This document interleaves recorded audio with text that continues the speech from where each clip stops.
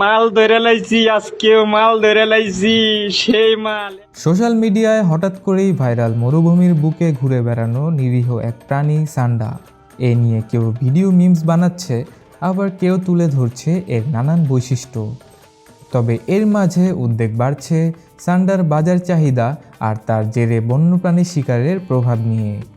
মধ্যপ্রাচ্যে প্রবাসী বাংলাদেশিদের মধ্যে সান্ডা শিকার এখন আলোচনার কেন্দ্রবিন্দু।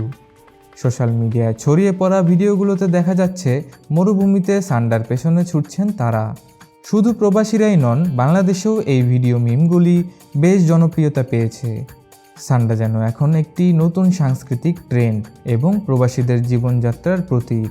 ফেসবুকে সান্ডা বিরিয়ানি এখন একটি ট্রেন্ডিং টপিক। ছোট ছোট রিল ভিডিওতে ছেয়ে গেছে সান্ডা বিষয়ক নানা কন্টেন্ট। সান্ডা আসলে একটি সরীসৃপ জাত বিশিষ্ট প্রাণী। একে দেখতে অনেকটা গুইসাপের মতো হলেও এদের শরীর তুলনামূলকভাবে ছোট ও মোটা হয়।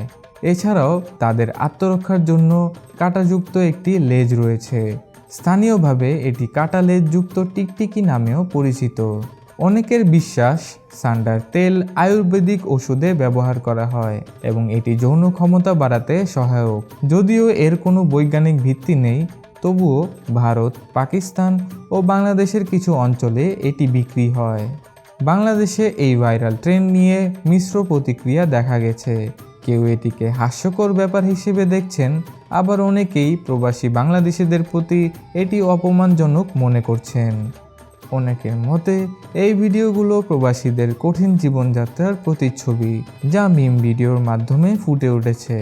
বিশেষজ্ঞরা বলছেন সোশ্যাল মিডিয়ার অ্যালগোরিদম প্রায়শই অপ্রত্যাশিত বা বিতর্কিত কিছু থাকলে সেগুলোকে দ্রুত ছড়িয়ে দেয়।